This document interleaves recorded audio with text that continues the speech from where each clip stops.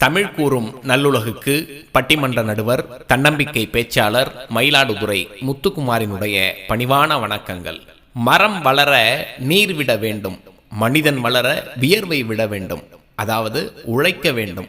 உழைப்பினுடைய அருமை தெரியும் பொழுதுதான், உழைப்பினுடைய ருசி தெரியும் பொழுதுதான் உண்ணுகின்ற உணவினுடைய ருசி கூட உண்மையாக இருக்கும். அப்படி உழைப்போட அருமையை தெரிஞ்சுக்கிட்ட ஒரு இளைஞனை பற்றி தான் நாம் பார்க்க போகிறோம்.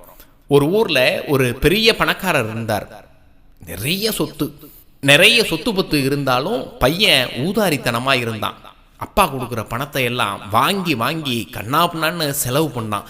அதனால் புள்ள இப்படி இருக்கானேன்னு அப்பாவுக்கு கவலை வந்தது. ஒரு கட்டத்தில் கவலை அதிகமாகி உடம்புக்கும் வியாதி வந்துட்டுது. வியாதி அதிகமாக போய் அவரோட மரணமும் கண்ணுக்கு தெரிஞ்சது.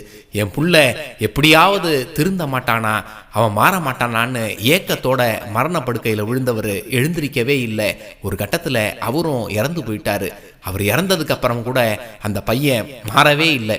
இருந்த சொத்தையெல்லாம் விற்று பணமாக்கி ஊதாரித்தனமாக செலவு பண்ணான். வாழ்க்கையை மனசு போனபடி கண்டபடி அனுபவிச்சான்.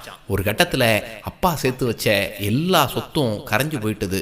கொஞ்சம் கூட அவங்கிட்ட பணமும் இல்லை, வச்சுக்கிறதுக்குன்னு சொத்தும் இல்லை. அப்போதான் ஐயோ இப்படி ஆயிட்டோமே, எப்படி இருந்தனா, எங்கள் அப்பா எவ்வளவு சொத்து சேர்த்து வச்சுருந்தாரு, ஒத்த ரூபா கூட இப்போ என்கிட்ட இல்லையேன்னு வருத்தப்பட ஆரம்பித்தான். அப்போ தான் இனிமேற்கொண்டு என்கிட்ட செலவு பண்ணுறதுக்கு பணமும் இல்லை, அப்பா சேர்த்து வச்ச சொத்தும் இல்லை.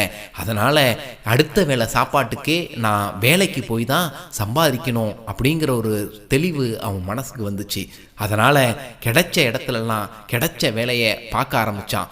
அப்போ தான் உழைப்போட அருமை அவனுக்கு புரிய ஆரம்பிச்சுது. கொஞ்ச நாள் ஒரு இடத்துல போய் வேலை பார்த்தான். 1 மாதம் சம்பளம் வாங்கினான். அந்த சம்பளத்தை வாங்கின உடனே முதல் சம்பளத்தில் என் காலுக்கு போட்டுக்கிறதுக்கு ஒரு நல்ல செருப்பு வாங்கணும்.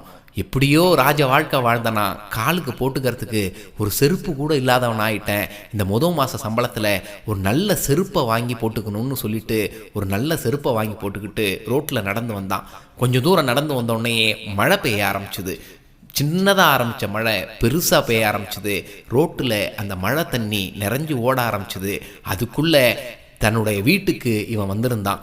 அந்த வீடு மட்டும்தான் இப்போ அவன்கிட்ட இருந்தது. மழையில் நனைஞ்ச செருப்போட உள்ள நுழைஞ்ச உடனே அந்த வீட்டில் இருந்த ஒரு பட்டு துணியை எடுத்து அந்த செருப்பை அவன் துடைக்க ஆரம்பித்தான்.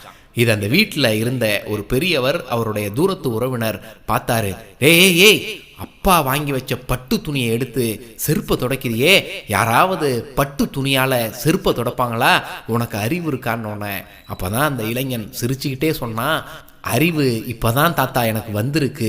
இந்த பட்டு துணி அப்பா வாங்கினது, இந்த செருப்பு நான் வாங்கினது, என்னுடைய உழைப்பில் வாங்கின செருப்பை நான் நனைய விட மாட்டேன்னு சொன்னப்போ அந்த தூரத்து உறவினருக்கு, அந்த வயதான தாத்தாவுக்கு இப்போ தான் இந்த இளைஞனுக்கு உழைப்போட அருமை புரிஞ்சிருக்கு, உழைப்பை பற்றியும் தெரிஞ்சிருக்கு.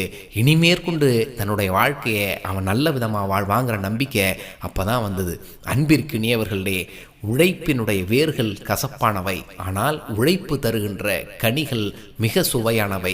உழைப்பினுடைய அருமையை நீங்கள் உணரும் பொழுதுதான் உண்ணுகின்ற உணவின் தனி ருசியும் உழைப்பின் ருசியும் இருப்பதை நீங்கள் உணர முடியும். உழைத்து வாழுங்கள், உயர்ந்த வாழ்க்கையை வாழுங்கள். நன்றி, வணக்கம்.